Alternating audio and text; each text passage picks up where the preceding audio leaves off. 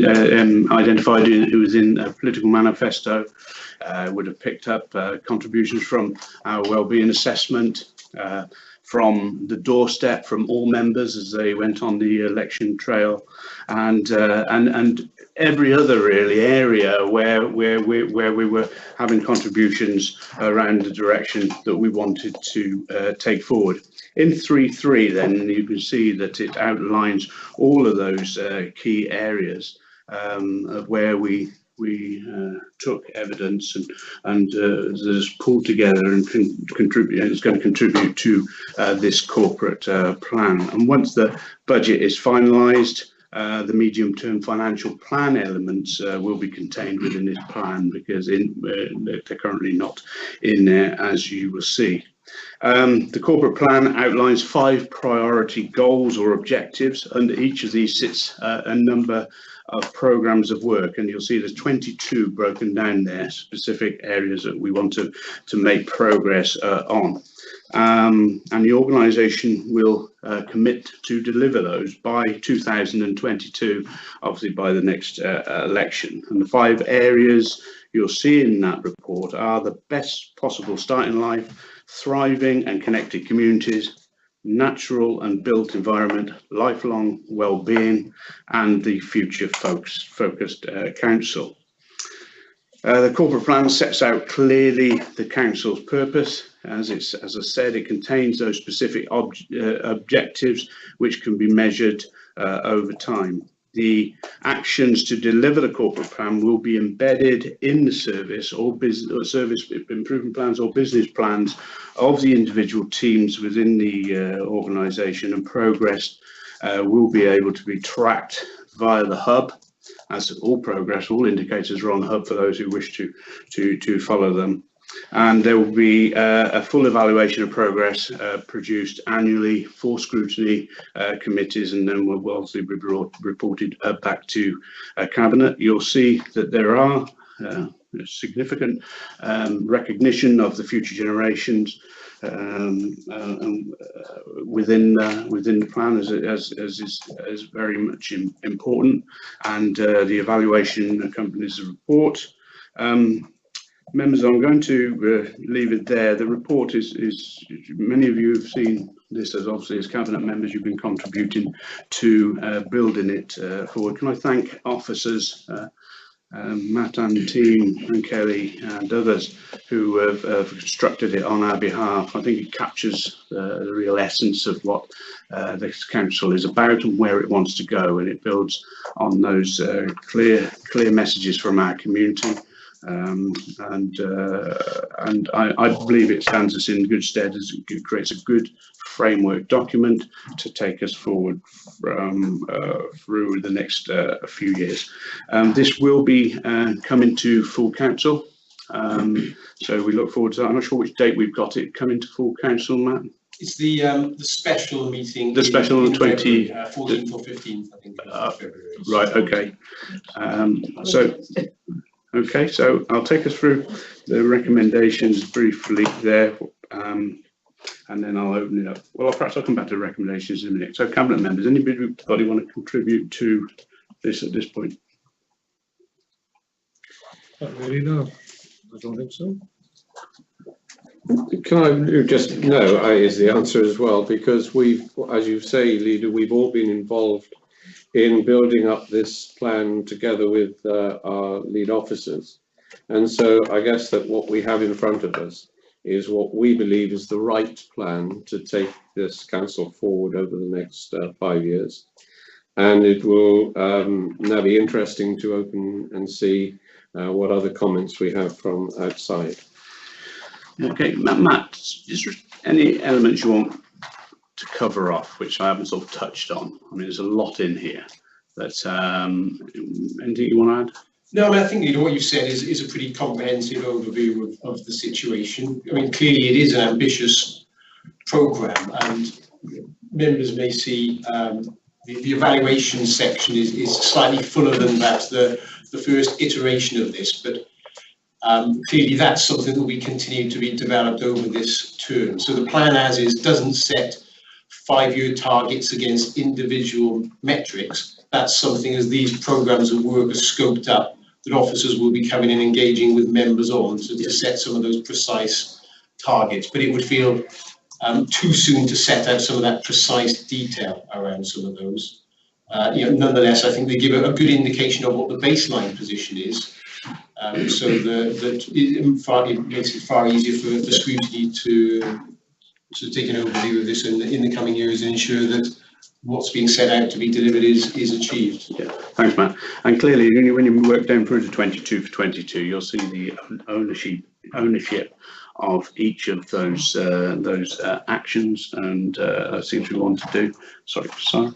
Well, it's just to say, somebody talked about this in terms of scoping out. We're already starting to see action against these, hopefully with the social justice strategy, for example. So underpinning 16 and 17 in terms of the objectives there. So we'll all be looking to develop those within our individual portfolios. But I think it's quite heartening to see us all taking ownership particularly over the point 21, which is around building that sustainable and resilient organisation. I know that's something we'll be committed to. It links into the next agenda item, and see the news stories today about automation, for example, all these challenges that are coming up.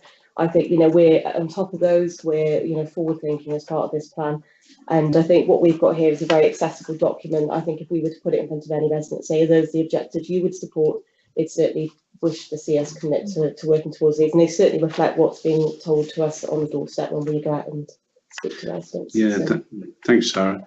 I mean, there are key messages which carried forward from previous corporate plans. Our values aren't changing. They're really important to us. Our underlying priorities are important to us and carried forward as we articulated within our own political manifesto, which is, that content is transferred into here, which is helpful. Paul, I know you like to perhaps say something. Briefly, Paul Matthews, Chief Executive. This document is a political document, so whilst my officers and to agree myself might have played a little bit of a role in sort of scribing some of it, it's one of those documents where the original thinking really comes from the administration. It comes from the majority group, and if you don't feel that you can track back 22 priorities that you want to deliver by 2022 to the manifesto on which you stood, then you might want to reflect on that pretty quickly, because that's I think what this plan is trying to do for you. You are right, Leader, in saying that you're rapidly approaching the end of your first year as administration, but you're yet as an administration to set your first budget. And I have to say, from my perspective, it's really, really important that you agree this before you agree a budget. Money follows clarity. Money should not shape your priorities. Your priorities should shape how you spend your money. So the sequencing of this core document before you commit to a medium-term financial plan over the course of the next sort of 4 to 6 weeks, I think is really, really important. And that's all I want to say. Thanks, Paul. And there's a lot of work gone on, and I do thank officers for the work they've done to make sure that that evaluation process of potential projects and or schemes of work has been taken through so thoroughly, and so there is an evidence trail to why we have these 22 before us. They're really important. And as they say, we could have probably found 5 more and added 25 for 25, but this is a sensible amount of things which are really important to us and important to the organisation, and I'm confident that we can deliver on these over the period. Obviously, things will change, no doubt, as the 4 years roll forward, as we're seeing even on the news. In the recent days, we have a new Minister for Local Government who's wanting to take perhaps authorities in different directions to what we may have thought about. However, that doesn't have to detract from our plan for this period, this term, but it may influence the way how we work as we roll forward in 4 years, certainly with our neighbours and the like. So, okay, so recommendations then. On the report, let me just come back to the top. Recommendations are then that Cabinet endorse the corporate plan prior to its approval by Council. The Cabinet endorse the adoption of the objectives contained in the plan as the Council's wellbeing objectives in accordance with the requirements of the Wellbeing and Futures of Future Generations Act. Are we all in favour of that? Thank you very much. Okay. Okay, now into quite a heavy document of 250, 60, 70 pages. Bob Greenland, Future of Tourism, Culture, Leisure and Youth. Thank you, Leader. It's good that we have 3 principal officers with us today who have been working on this for a couple of years at least, I would have thought, in Saunders, Tracy Thomas and Marie Bartlett, but also we could not have got as far as we have without the professional help of Anthony Collins, who have been advising us as we move along. And it's good also to welcome Alan Dutton to the meeting today. And the officers are here to answer members' questions. And I've no doubt that there will be quite a lot of questions on this, because out of all the things which we are likely to have in front of this council in this next period, in this next council, this is probably marking the biggest change that could be as we take our services forward, if we agree this, this proposal that's in front of us today. Over the last few years, as we have come under increasing pressure financially, we have been asking these services, tourism, culture, leisure and youth, to cut back on their costs. And this has been so that we could put the money into our priorities, which have been education and social services, which are the 2 big spenders, obviously. And they have certainly responded to those cuts. They have taken their costs down from 6.5 million in 2010 to about 4.4 million now, which is just 3% of the council budget. But we've got to the point at which they cannot cut any further. There is nothing left for them to do if we are to maintain services to the public. We have managed during that period of time to maintain most of our services. Yes, there have been some changes necessary, but in general terms, I think the members of the public have been telling us that the services that they've been getting in terms of our tourism and leisure have been good. But now, if we are to continue as we are inevitably going to face the closure of some services, and with that undoubtedly would have to come job losses. Now, these are discretionary services, which is why they're not, in fact, our priorities, but it doesn't mean to say they're not valuable services as far as members of the public go. They are extremely well used, and we must not try and just believe that we're only talking about the future of 4 leisure centres here.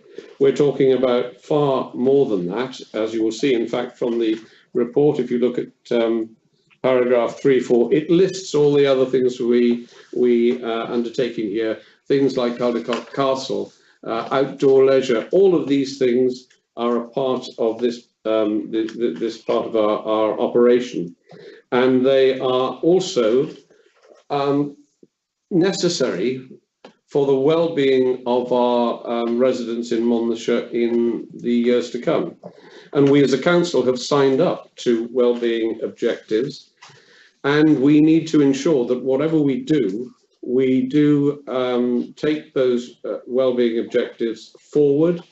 And with that, I would also add that we need also to recognise our disability obligations. And whatever model we choose, those have got to be part of the model going forward, so that we keep control of those.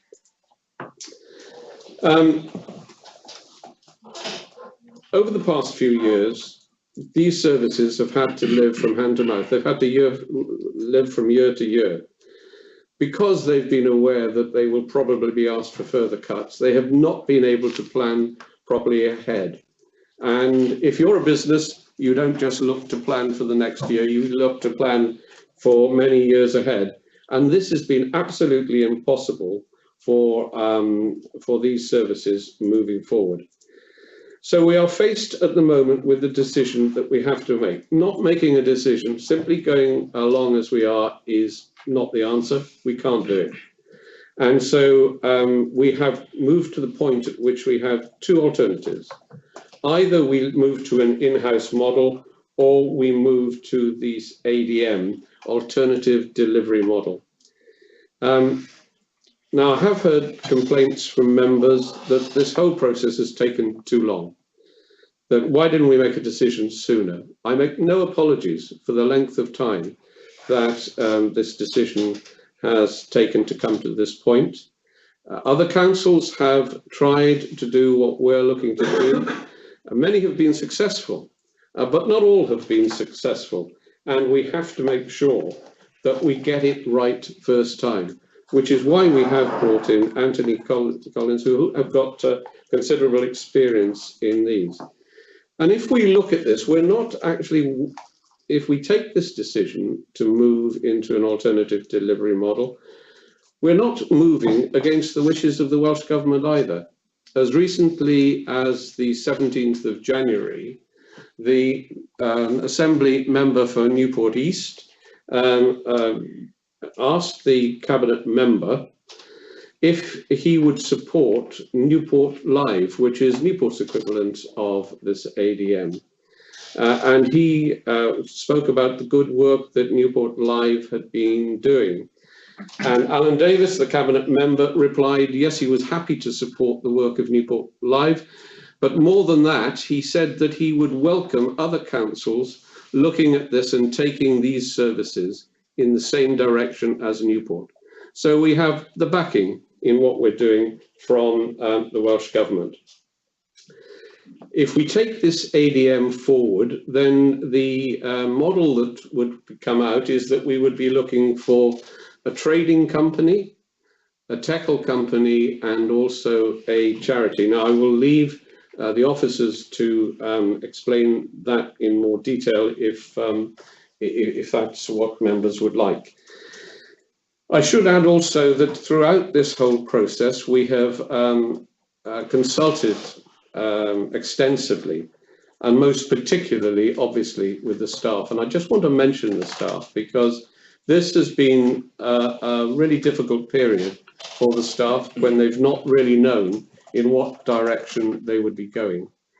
And it must, and it has been, unsettling for them. And I want to just pay tribute to the staff in the leisure centres and in the other areas as well for the way that they have worked over the last period of time.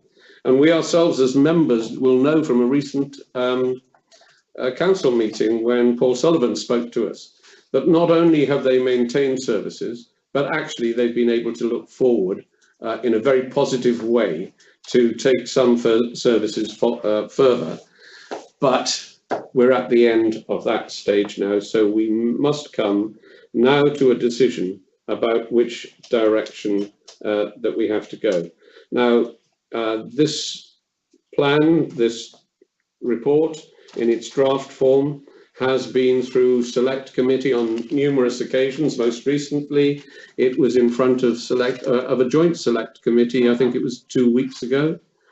And they have endorsed the report. I think there were 2 abstentions at that meeting, but other than that, all other members voted in favour of it.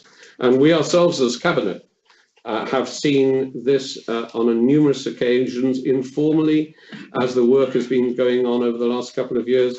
We've had presentations from officers and indeed from Anthony Collins on the progress that has been made. So this comes as no surprise to us. But nevertheless, we are now at the point of making an executive decision.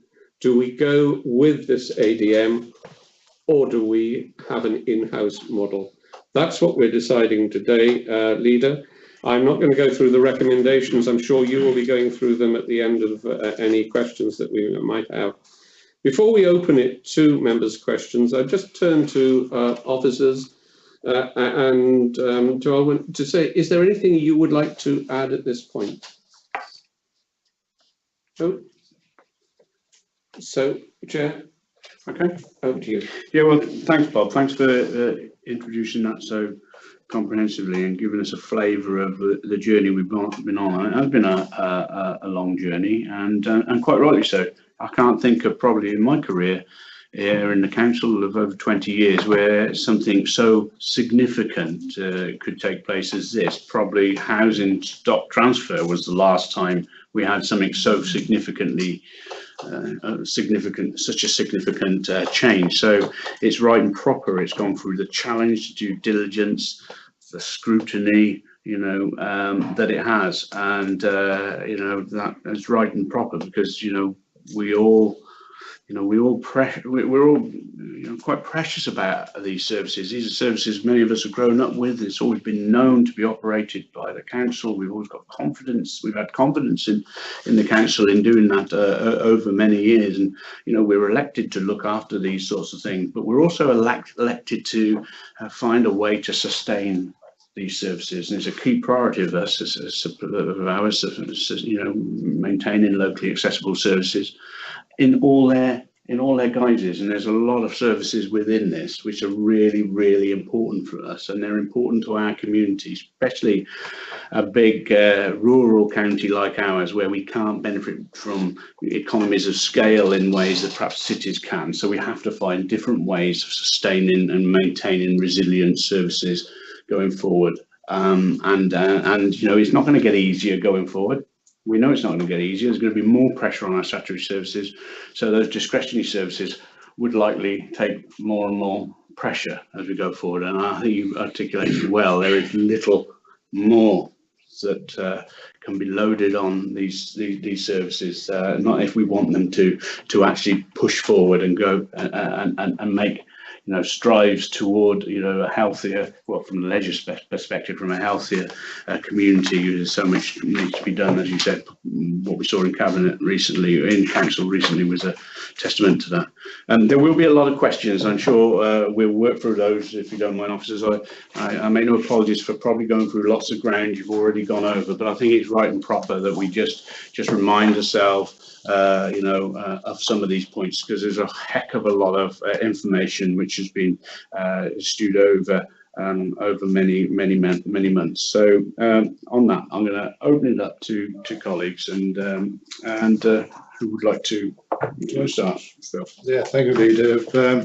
And there was a point that was brought up at the last joint scrutiny meeting, I think, with regards to VAT and the fact that we're going to retain within the council the various properties and rent them out. And the point that was made by the councillor who brought it up was with regards to what always used to be called the option to tax. And I'm the first to admit that although I used to be in that world, I've been out of it for a few years, and I'm not going to say that my knowledge is as up to date as it ought to be. So I know Marie has had a meeting with our VAT consultants, and of course, if we are going to, and under the system as I understood it, was if we were going to retain or recover the VAT on expenditure on those properties, we may well have to charge VAT on the rent, and that was something which was of concern to us. So, Leader, can I ask Marie if she's found out about Perhaps that? before we answer this question, can I invite key officers who will be speaking to us, perhaps join the table, only so that you can be picked up on the mics for anybody who may be listening at home, because it's you may be a little distant over there. Olwen, would you like to try and join us? We can occupy those two seats at the top there, because colleagues aren't with us today as well. And it'll be a bit easier for us, I think. Thank you. Okay, thanks for that. You might want to move your name. No, nobody will see your nameplate from there. Okay, so thanks, Phil, for opening up the questions, and perhaps Marie, can you give us a flavour on that? Tough one, isn't it? It is a tough one, yes. It's and it's potentially quite a significant one. So it's a favourite question. In terms of the Oxford tax, it would be a significant one if we were in the private sector, but we're not in the private sector. Okay. In terms of opting to tax, the authority could choose to do that on its leasing. That would affect all of our people who rent markets and the like. So you would have a detrimental effect on that. In terms of, because we've got this section 33 dispensation, it doesn't actually fall to the authority. So those implications on the private sector are not applicable to the authority. So it is actually a benefit to us. There's no impact to the charitable funding. Excellent. Well, as I say, you can see why it was raised, because we were aware of it in the commercial world. Yes. You always have to check to see what the impact on local authority is. So relieved at that. So thanks for that. Okay. I was going to ask a similar question, because under this scheme, the ADM scheme, it appears that we're going to have significant financial benefit through VAT and NNDR relief. If central government precluded our ability to alter the system of NNDR and VAT, is the financial setup still sufficiently robust to make this transfer worthwhile? Obviously, we would lose something in the region of £240,000 worth of income a year, or benefit from the NDR benefit. That £240,000 is a significant sum of money. It would make the conditions very similar to within the local authority. So I think it would be back into the same situation of how do you actually fill that gap. So that's £240,000 in the charitable function. Actually allows the services to be maintained in the current form. If we lose that benefit, you almost fall back into the local authority in terms of you haven't got any benefit. So how do you meet those additional costs? How do you manage those services? So you'd have exactly the same options, whether you in the charity as in the local authority. So the charity would have to make those same decisions about actually we're losing £250,000 worth of funding every year. How do we manage that? There are commercial opportunities, but I think it would be one of those things that you would have to come back to the authority to say, actually, this is a significant funding change, and then it would have to open to negotiations and discussions about that way forward. Any other sorry, do you want to come back, Paul? I've got another couple of questions, but they may wait. Well, let's just if we just deal with some of the financials then. Pete, did you want to add anything from at this point on No, Marie's seemed to cover that off. I'm happy to contribute to any further. So financial question I've got. Right. If I may, it's just to make what Marie said was entirely accurate. If that condition were waived today, then the report I think is very, very clear. In financial terms, it would make a marginal case. Even more marginal. Yeah. Okay. Last question. Right. In setup costs, we've got 155,000, but then there's a range of recurring costs which are indicated between £50,000 and £300,000 per annum. That seems a very wide range for recurring costs. The initial sum of money between those sums of money were the ones that were originally indicated to us by the financial consultant. There actually is a later table in the report where I actually specify what those costs are, those recurring costs. I think it's £186,000, so that's for the additional specialist roles. The £75,000 for legal fees and the setup cost, do you think that's an appropriate figure? Do you think it's likely to in fact cost more than 75,000 to set it up? No, I think that's probably a reasonable sum of money given what we've already spent with Anthony Collins in terms of where we are now. We've been employing the solicitors now for over 2 years, so we have an idea of an understanding of those costs. I think in terms of what the solicitors need to do between now and setup, we can give you an idea about that, but I think we can certainly achieve that with those sums of money. Okay, thanks. Olwen, would you like to come in? Sorry, remiss me, I should have mentioned it. Yes, of course. I mean, the sort of firm we are, obviously we try and keep our costs down as much as possible. We are very conscious about these are costs of public first. and we try and keep our costs down as much as possible, because we have been working so closely with your team for around 2 years. We know the project, I think, really well, which means that we're able to simplify things and streamline things as much as possible, which I think is a benefit. There is quite a lot of as you move from where you are now into implementation, there is quite a lot of legal work to do. There's a setting up of the companies, there's the drafting of the agreements, there's all the work to be done in terms of making sure that everything from licenses to employment figures to the actual way in which the governance arrangements will work are set up. Those need to be done effectively, and I've also spoken to in the last couple of weeks to Marie and the team about the fact that there is also that at some point the interests of the ADM and the interests of the council need to have different representation, and that goes in terms of both the officers who are transferring across and the council itself, because this will be your asset, and it is in the council's interest very much to make sure that your asset is set up in the best way possible to achieve what is in the report. But that does mean that the council also has got to, I think, strike, and it's always a difficult situation. You've got to strike that balance between putting in place what is necessary to allow the ADM and the structures to go on and achieve those objectives, but make very sure that you've got the right governance arrangements in place to know if things aren't going right, and to keep that check and balance on it.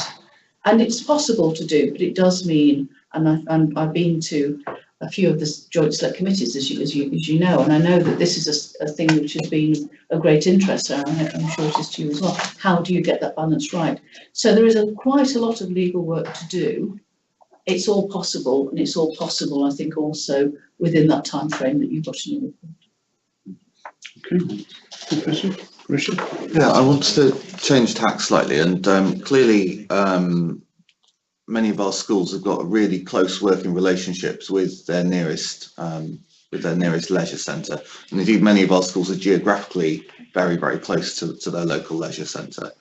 And I'm just looking for a reassurance, really, that those close working relationships are going to continue, because they're really important in terms of the breadth of the curriculum, in terms of promoting healthy lifestyles, almost embedding a healthy lifestyle from a young age, in terms of access to all the different facilities that our leisure centres have. So how can we be confident that that close working relationship is going to continue, and that children can continue to benefit from access to those centres?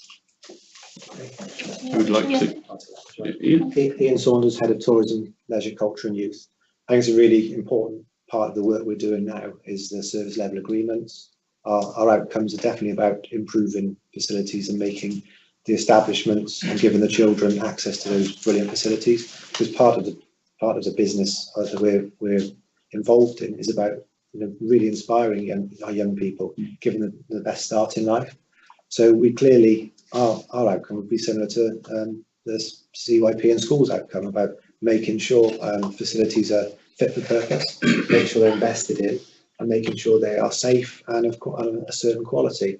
So I think that could be some reassurance, but I think ultimately that would come in the service level agreement and the management agreement.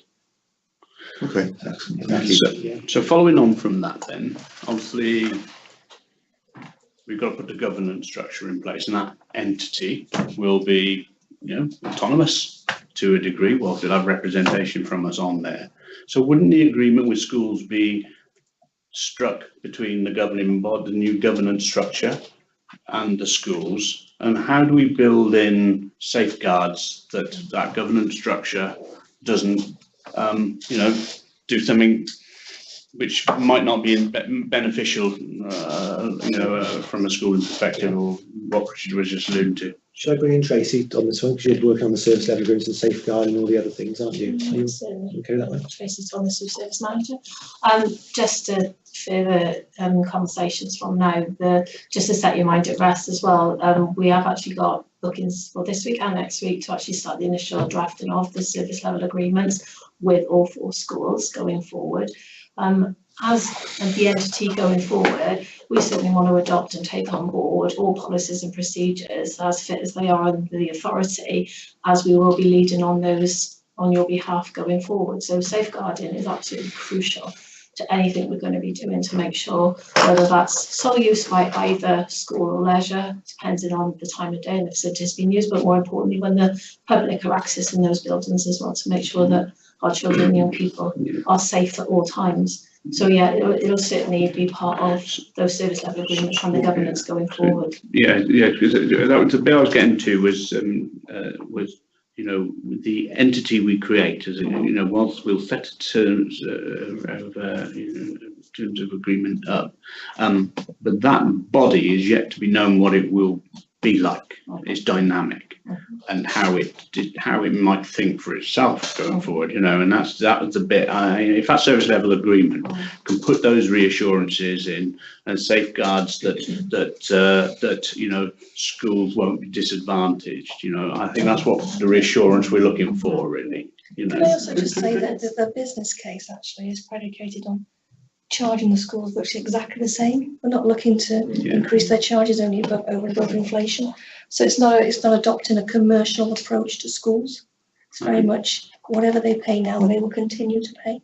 Could I just start briefly, just actually to be fair to my colleagues, it's a couple of statements to make here. And I thought that the point you just made a few months ago was very important to the Cabinet as well. To this point in time, officers of the council have developed a proposition, and that's what you're looking at today. If you decide to proceed today, you're taking a very significant step, and we won't be talking about in-house or ADM anymore. We'll be talking about ADM. But your recommendation is explicit that if you move forward today, you are still enabling full council to have sight and chance to debate the management agreement, which is a core document, and also to consider the evaluation framework that you would wish to have put in place. I think, Lida, you mentioned earlier that to my way of thinking, the only thing similar to this that this organisation has done in the last 15 years was the establishment of a Monmouthshire Housing Association. I think it's a useful comparator, but clearly there are differences.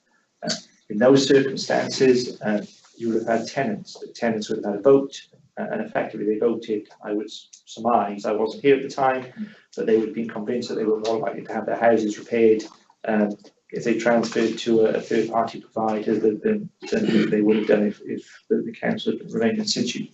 The key point I'm building to is Monmouthshire Housing Association, and I regularly say this to their chief executive because it happens to be true.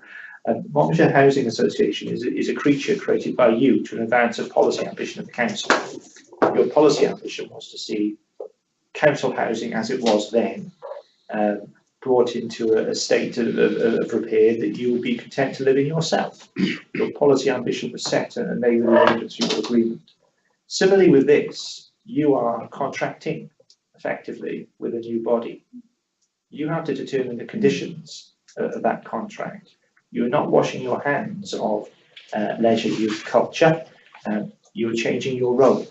You're actually becoming much more a commissioner of service. So, given the fact, amongst other things, that you will have an ongoing financial relationship with this organisation, i.e. you will be a funder, you have the ability to codify the interests that you want to see preserved as part of this next stage of the process. The reason I step in, and I say this very, very clearly, I'm probably the only officer sat around this table that will not ever work for potentially this ADM. It's possible that some of my colleagues will. I don't think you might, Rob, but who knows? And I'm not overly keen that my colleagues are put in a position that might be seen to be inappropriate. So is it okay if, as you continue your line of questioning, if I think it's better that I take the question, I will. But the key point for now is you have the ability through negotiation, and the point that our colleague Anthony Collins made is there is a point in this process whereby an ADM needs people standing for them. It's a negotiation. If there are certain things that really matter to you, they come to the top of your list, and you fix them as part of that negotiation. No, thank you, Paul. You're more than welcome to come in and on any of those points. And I'm not having trying to have a dig at anybody about any future matter. The dynamics of beasts change, as the one you've pointed out, changes. And it's actually putting safeguards in about maintaining all of the things that we stipulate in our management agreement and in our service level agreement. It's putting long-term reassurance in place, because that's what lots of elected members are going to want to be sure that we leave legacy of a sustainable, strong governance function going forward. So that's why I was making those challenges to help understand that the governance bit is really important, because things change over years, as I've seen time and time again, and sometimes some of the original messages get lost as things get revisited and whatever. So that's why I've got to pulling that forward. Penny. And just to change tack again slightly, it's more about human resources. And I know that there's been constant engagement with the staff, and that there was a review in October 17 and 68% of the staff were on board. I just wondered if that situation is still the same, if the majority of staff are with you, and you know that staff morale you feel will improve as a result of this. Yeah, absolutely. We haven't actually done another poll since October last year, obviously, because we were waiting in anticipation now for the next round of democratic process going forward. We have regularly engaged with staff and gone out to team meetings, and morale is still good. I think, however, as we've already discussed, a lot of it is the prolonged process, but rightly so, but also the uncertainty at the moment. Once we are aware of the decision, whatever the outcome is of today going forward and for council, then I think we will see an uplift again then, because at least staff will know where they're going and the direction of travel. So post-decision you feel it will be good. Thank you. Paul? Yeah. At what stage do you anticipate that the ADM, assuming we proceed in that route, and Monmouthshire County Council will need separate representation to protect their separate and different interests? I couldn't give you that in date form, but it is when, in effect, you are able to, you've taken the decision and you identify that if the decision is that the AGM is going to go forward, the AGM will need to start to populate itself. It will need to have the senior officers particularly move across in a shadow form, who are going to be those officers whose future will in effect lie with the AGM rather than with the council. Now, the point you made, Leader, about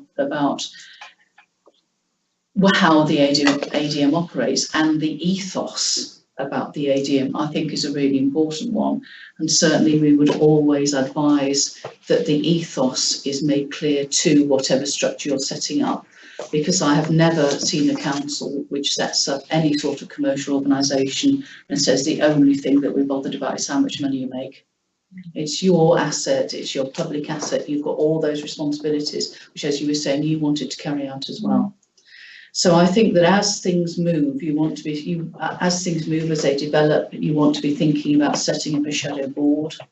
You want to be thinking of getting the organisations actually in place. The charity will take longer simply because of the way in which the Charity Commission works. Setting up a company is very easy. I could do that for you tomorrow. It's not that, it's all the other things around it that we started to touch on, which is important.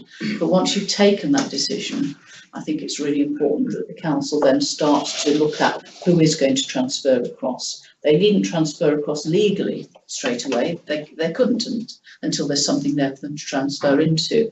But it's an understanding of where your future lies, really, in terms of the senior officers, because it will be the senior officers and the board as well of the various organisations. And as I said, you could set those up in shadow form, which will start to determine the direction, some of the details. And that's where you need to have that separate representation, because you've got to have separate representation for the council, somebody looking after the finances, somebody looking after the legal side of things as well, so that the transfer is as fair as possible, I think, because you don't want to either overburden the ADM or frankly, in the financial position that councils are these days, underburden the ADM either. It needs to be something which is fair, and that's why you do need that separate representation. So in fact, there will be an additional cost for separate representation because the 75,000 indicated in the schedule was the 75,000 legal cost for the ADM. So if MCC is going to need separate representation, there will be an additional charge directly to MCC, presumably. Well, that depends upon the arrangements that are made. I mean, the initial discussions I've had is I don't know whether or not that is something that can be done in-house. I'm not suggesting, I've worked in local authorities most of my life. I can assure you, I do understand that there is a cost to in-house representation as well. The other question I was going to ask you, bearing in mind that we are going to rely on charitable status, in view of the fact that various other local authorities have adopted an ADM system, how long do you anticipate it would take to actually set up the charitable status with the Charity Commission? We know at the moment it's taking about 2 months. It's unlikely to take less than that. I don't see any reason why it would take significantly longer. Sarah? My interest often sits under this sort of the commercial business acumen aspect in terms of the success of what this could look like. And I think, I'm reassured in the sense that we've had some real successes in what we've done already in terms of income generation around leisure, and this is an opportunity to take things further forward. But I suppose then taking that further, the key for me is around how we're going to market this new organisation and the services it provides. So will there be some sort of marketing strategy, which I'm sure there will be, but how will that be embedded early on? Is there additional resource going in? Are we going to bring in outside support in terms of the marketing side, or potentially would that happen? It's around that sort of data and intelligence as well around the market and service area to ensure that we're on the right track, with the ADMs on the right track if adopted. So just reassurances really around the marketing, the business acumen side that have been installed in this model. Yes, I think that's one of the areas we've really identified as a weakness at the moment for all these services, to bring in some strategy to make sure we've got a real understanding of our products and understanding of the data. So that is a critical role, a critical marketing manager, to bring together all the different areas that you've mentioned. So that'd be a new role that will be created rather than someone sport over. Part of the additional cost that Marie was talking about earlier, in that package would be a role for marketing. Okay. I use my discretion at the meeting. I'm going to invite our opposition leader in to ask any questions or make a point. Dimitri, would you like to? Yes, thank you. One is VAT.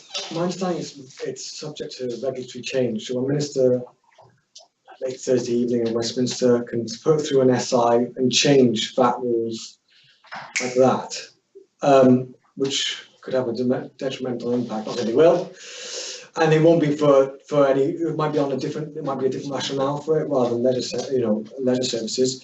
Are we subject to that whim? Is my understanding correct? I think regardless of what model you're in, whether you're in the local authority, private sector, or charity, everyone's open to that whim. Yeah, but one of the benefits of this model, isn't it?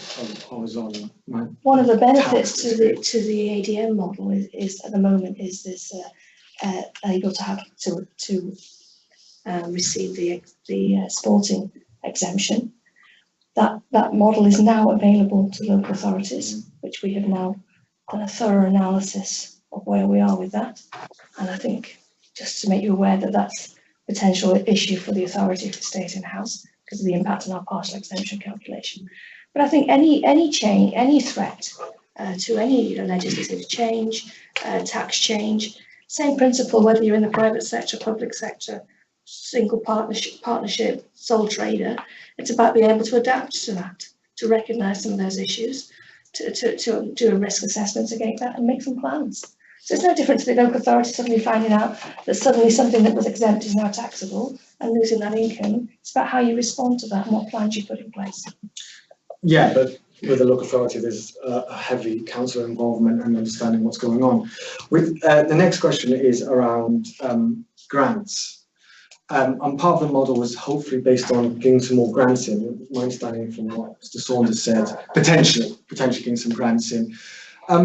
What is the other model? I know we've studied other models around. Have they been successful in getting grants on a regular, consistent basis?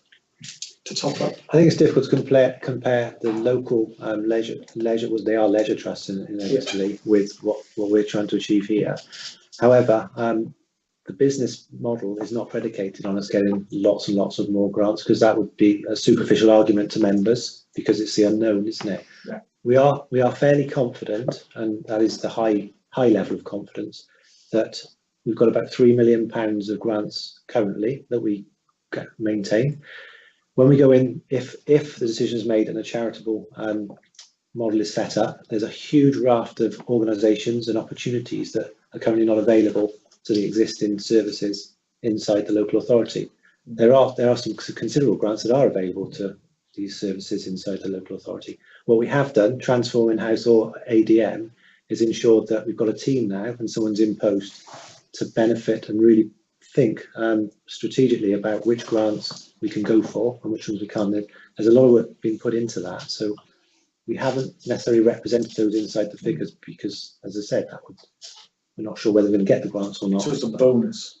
It could be quite a good place for us to obviously put resources into. So we feel highly confident that there are some grants and some money opportunities there. And final question, why do we not follow the trustee model like other local authorities? What was the rationale? We are following. Well, it's very slightly similar. different to Newport Live, isn't it? Newport had 3 buildings. We're a lot more than that, the countryside, tourism, very different skills. Yes, we've got 4 leisure centres. They're dual use though, and Newport Live is standalone. So it's easy to say why, I think when you go into the detail of what our services are and what Newport services are, different demographics, different problems to solve, should we say, and definitely different drive times for quite large inner city facilities. We are different, and as yourself, the schools are a different model as well. So we've got to be clear about what we have got and what is the best for those services. I think that's why we followed the particular expertise and guidance from colleagues, and we've gone to visit some other places as well, which have given us a good indication of what's good and what's not so good. Olwyn, would you like to add to that debate? Only I think to the extent of going back to the control point, because what we recommended in terms of trustees is that the charity you have a board of trustees, and that the council is not one of the trustees, because that does involve you in all sorts of issues. But instead of that, the council appoints 2 of the trustees onto the board, and that the way that there is a relationship between the council and the charity is through a grant, but it has to be a proper grant. It can't in effect be a pseudo service level agreement. You appreciate that, but that in itself will enable the council to have some checks and balances within the grant agreement about what is being done, but enable the charity to operate as a proper, effective legal charity as it needs to do. Okay. Yeah. Thanks, Peter. Yeah, I think the only other point to make, really, I think this has been presented in front of members through, as was touched on by Councillor Greenland at the outset, in terms of, this process has seen itself through over a long period of time, and there's been a lot of healthy challenge and scrutiny.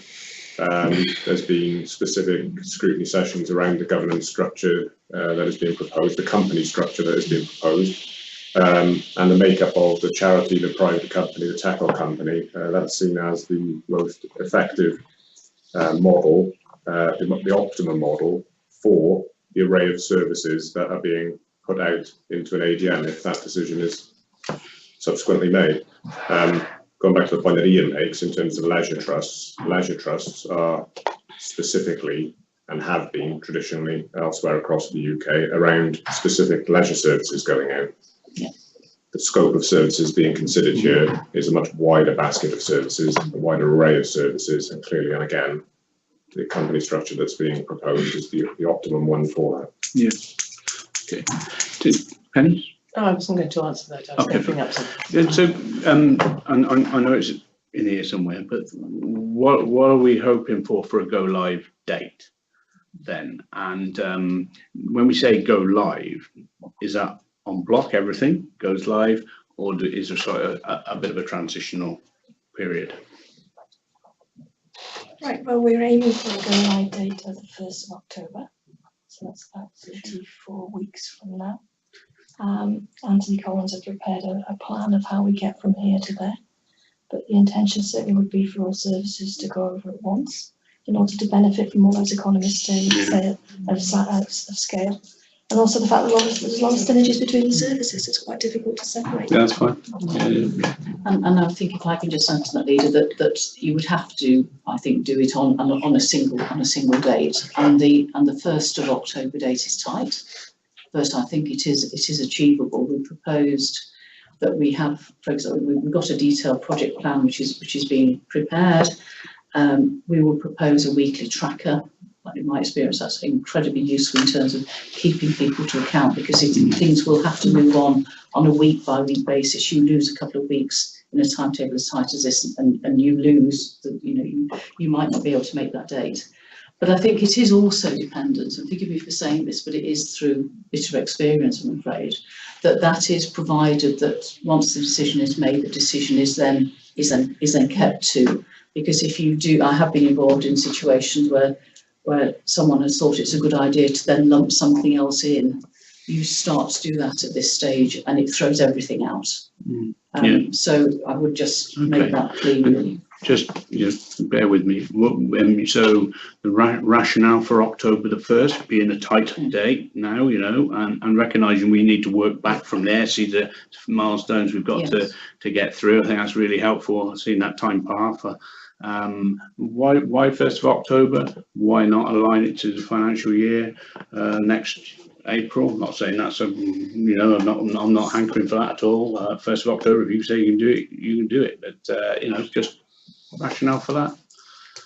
I think in terms of obviously benefiting from the NDR as soon as possible, that relief, so that can be reinvested back into services as soon as possible. I think in order to try and change people's mindsets, to start moving towards sort of change management regime, we will need to introduce a more commercial mindset into these services, and the sooner we start, the better. Okay. Well, okay. Right, Pete? Yeah, I think the only further point to make really, and I think brought about by I think the contribution Alwyn made earlier around the need to have, once it brings itself into shadow form, and then obviously the authority needed to obviously work with that and obviously drawing all the necessary agreements, governance structures together. Clearly the commitments needed equally by the authority side as well as the shadow company side. Yes. And in terms of timeline and working to the 1st of October, those commitments have equally got to be made. So, absolutely. Yeah. And I think going back to the 1st of April deadline, it's quite difficult to actually close the authority's accounts, deal with payroll year end, as well as deal with a whole transfer of. No, I can see that. Actually, yeah. It put a lot of workload on in April, wouldn't it? Yes. No, I can see that. Okay. Any final questions from anyone? Okay. Yeah. Now we're going. Sorry. If we can just go back one second, I just want to get this right. It goes back to the question that Councillor John raised in relation to schools and the connection between the schools and the leisure centres.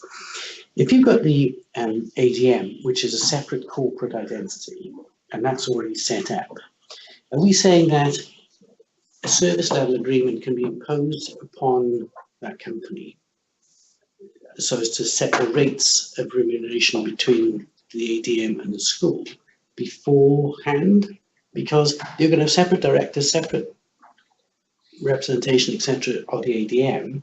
Are we going to effectively tie the hands of the ADM in their negotiations with the schools on the rate that the schools pay into the leisure centres?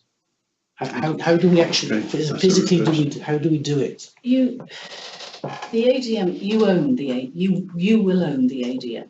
It is your asset. You will own the ADM. Because of that, you will. This is the advice that I will give. You will set with the ADM what its aims and objectives are, and those are both financial aims and objectives, because obviously you've got very much to bear that in mind. They will also be the aims and objectives which go back to why you're setting it up in the first place, which is about sustainability services and those sorts of things as well. And so there will be things that I would imagine that you, from experience, that you would put in a management agreement between whether it's on a shareholders agreement or it's a management agreement or wherever you want to put it, which talks about the sort of things that you want to see, the how you want to see the ADM operating, and what outcomes and outputs you want to see from the ADM as well. So, and in there, particularly at the start, when things are very new, you are still operating in, and I'm not quite sure of all the timings around here, so I'm speaking in a general sense, forgive me for that. But what you would experience shows is that you would say to the aid, these are particularly important areas that we want you to focus on, and this is how we would expect you to operate. That is then built into what financial returns you would be expecting from the ADM, and presumably, Marie, you've already costed this out and started to look at all of this. So that is already in there. Now, as things develop, obviously, as the ADM becomes not only a legal entity, but also a living, breathing entity with its own management team, its own way of doing things, you will still want, I would suggest, that ADM, because it is your animal, to observe those principles that you've set up, but there will be more flexibility about how it achieves those. Does that answer your question? Yeah, I think we'll have to read what the this is a position you are inevitably going to be in when you're setting something up. There are certainly other management agreements around for other trusts where they actually do things like you will not increase charges by this percentage, or so you can actually set those rules. I think Paul's almost on a reversal of what I was saying, because actually we don't put anything which ties the hands of the AGM either, you know, because we want them to be successful and do stuff as well. You know, so I think it's how that's drafted. That management agreement is really important. And absolutely, it's really important that you get that balance right between allowing it to achieve what it can achieve and operate in the way that it needs to operate to achieve that, but very much bearing in mind that it's your asset, it's delivering for you, and you need to have those principles, because it's not unknown for sometimes somebody to do a corporate governance review of a council that has set up a number of different companies, and you find that unless you have got that arrangement in place, the companies are going off in one direction, bearing very little relationship to where the council wants to go, and that's not a situation I suggest you want to be in. And that's, I think that harks back to why I was pushing around the governance. It is so important that the governance is structured right, the service level agreement is strong, the management agreement is robust. You know, so that's a key bit. Penny? It's going back to human resources again, sorry Tracy. I know that it's been discussed before, but youth services, how do you think it will benefit? How beneficial will this process be for the youth services? If we looked at our population across Lancashire, we do still have quite a high percentage of the broader 0 to 25 range. I think actually galvanising the services within outdoor education and leisure, and particularly sports development, we can certainly benefit more young people, have access to more young people, and make sure that those services are available to them. At the moment, they are working together, but maybe not in the best, most effective way. There is still some silo working where some young people will only access one service, but if you actually strengthen that team, that they're able to adapt and work together more jointly, I can only see that improving it and taking it forward for young people in Lancashire, where they have access to more services, which give them that better start in life. So easier access to more youth. Okay, thank you. Just thought of one actually, there was a question, just thinking of regional agendas, and the would the AGM have the flexibility to be able to collaborate with other councils? Yes, I mean in terms of a TECL vehicle, for example, you can have a TECL vehicle which is owned by a number of councils. You can't have any private investment in it. In terms of collaboration, that's where you need to be careful about if you wanted to collaborate with another authority to the point of joint ownership, that's no problem.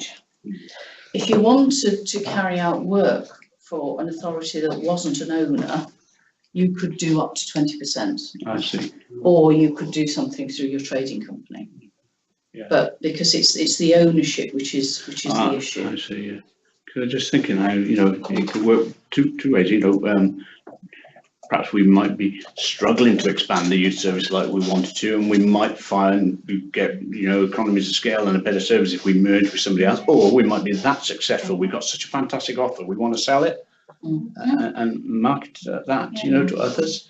Well, you can. I mean, what we put in the model, which we would suggest setting up, because then you set it up, but it probably would be dormant. But it's purely dormant in relation to necessity. Is a trading vehicle, and if you have a trading vehicle, there's no problem with that at all, because that can go and trade, and it can trade in the private sector. Yeah. So that's why we've allowed for that. And it could be, you know, I know the situation where you want to work with another authority, but you want to make sure that you don't tie yourself in too quickly as well. And so again, making sure that the model would allow you the flexibility to be able to do that, and then you could go in whatever direction you chose to go in subsequently. Yeah. Okay. Just on that point, if the trading company makes losses, who's the guarantor? Well, it would have to be the council, because Taxpayers. Yes, there is no, but then the trading company shouldn't make a loss. Yes, I know, I appreciate that, but you do, but then that is part of your checks and balances and putting those in place. And one of the things that I would very strongly suggest is that in terms of the shareholder agreement between the council and the company, which would relate to the trading company as well, that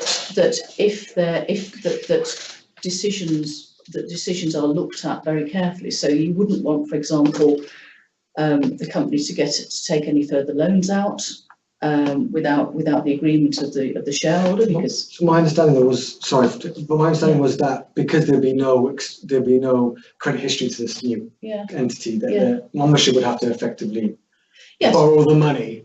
Well, give it over. That's what tends to happen. So if you have, but what you would have in place, and this is you don't have to do this, but this is what again we would suggest, is that you are very clear, particularly at the start, about the sort of things that the council would expect to see. So if the council, for example, if the company, for example, did want a loan, I don't immediately see where it would, but I don't know. You're absolutely right to consider it. Then there would be certain criteria which you would expect in the form of a business case or whatever that the council would expect the company to satisfy before it was prepared to grant the money. And you could do that in terms of new business decisions, for example. No, that's fair enough. But when you say the council, do you mean the board getting the business case? I mean the shareholder committee. The shareholder committee. Yeah. So not the council. Not the council, but that depends on. But that is how I would see it. But that again, that would depend on exactly what your governance arrangements are. Okay. But it does come back to that point Leader was making. You've got to allow the company to be able to make the decisions it needs to make with those checks and balances in place. Okay, well, thanks for that. I'm going to draw to the recommendation now. Thanks everybody for the contributions. I know we've reheard these questions lots and lots of times, but it is important, and also it will be coming to full council, and I'm sure there'll be more debate there as well. So I'm going to perhaps, Bob, if you want to wind up anything, and perhaps you can even take us through the recommendations if you Yes, certainly. Just to say, I think the debate that we've had around shows that we're at a point of decision, but not everything is finalised. There's lots still to be done as we move forward. And as we've heard from the timescale, we've got to move pretty fast if we are to meet those timescales. I think the members of the public would be concerned not about anything else, but that they will continue to get good services from this range of departments moving forward.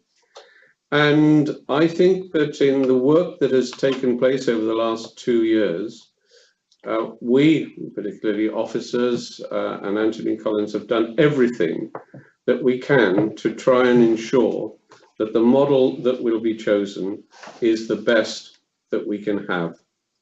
In the end, if this is going to give better services, I'm sure the public would be behind it. And I think it's worth noting that it's not like the stock transfer of housing. We're not passing over a load of assets to a third organisation. We are maintaining the ownership of all those assets within the council. And we do not intend to simply allow this other company to float off on its own. This will be our ADM, and we will be making sure that it delivers the best that it can for the residents of Monmouthshire. I'll just run through. I think it's important, Leader, that we do run through the all of the recommendations. So forgive me while I just take them through. To approve the full business case, business plan, and associated reports to inform the establishment of a new entity, an alternative delivery model, to secure a viable and optimal future for TLC-wide services, ensuring they are able to thrive and respond to the current and future needs, expectations and aspirations of Monmouthshire residents. 2.2. To agree to receive a fully developed initial 5-year management agreement, inclusive of a complete evaluation matrix and a detailed governance framework to be considered at a meeting of full council prior to enactment of the ADM. The management agreement will govern the interaction between the council and the ADM, and the obligations and responsibilities that will ensure maintenance of core elements of democratic legitimacy, public accountability and workforce duty of care. On its approval by full council, the process of recruitment to senior posts will commence prior to the going live date. 2.3. To approve a startup fund of £155,000 drawn from the Priority Investment Reserve that will allow the establishment of the new entity and provide reassurance around the intensity and rigour of the ongoing due diligence, having regard to the requirements of both the council and the ADM. The results of this will inform the management agreement as per 2.2 above. 2.4. To recognise the amount to be included within the medium-term financial plan for the next 5 years of £388,000, and that will need to be taken into consideration as part of the 2018-19 to 2022-23 budget proposals, as shown in the graph at 6.1 within the report. Should just add that this report is obviously a public document and that is available for any members of the public to view on the council website. Okay, thank you, Bob. Thanks for taking us through those recommendations, and we look forward to receiving the management agreement and that evaluation matrix at that full council debate. So that'll be obviously before October the 1st. So you heard the recommendations. We're all in favour of accepting those. Thank you very much. That's unanimous. Thank you very much. And that. Oh, sorry. What? Can I just? Oh, you can come in. Yeah, sorry. I thought you still had your hands up. I thought you missed something. So can I just say, having reached that decision, and I'm sure officers will be doing this anyway, if they will make sure that staff are aware of the decision of the council as soon, or its executive, as soon as possible after this meeting, and that they be kept up to date with the progress that we're making as we move forward. And again, just my thanks to all of officers who have been involved in this, and indeed owing to Anthony Collins for their help throughout the process. And thank you, Bob. And Rob, can I just get some clarity from you? So the decision we've made is to move toward this. However, there is elements of this which need to go to full council, but the full council are only going to be deliberating over the management agreement and the evaluation matrix. They don't revisit this decision. It's only those elements, and if they don't get resolved there, we have to go back to council and resolve those. Rob will confirm this, and he's better language than I, but for me, 2.1 is the decision, 2.2 is subject to 2.2.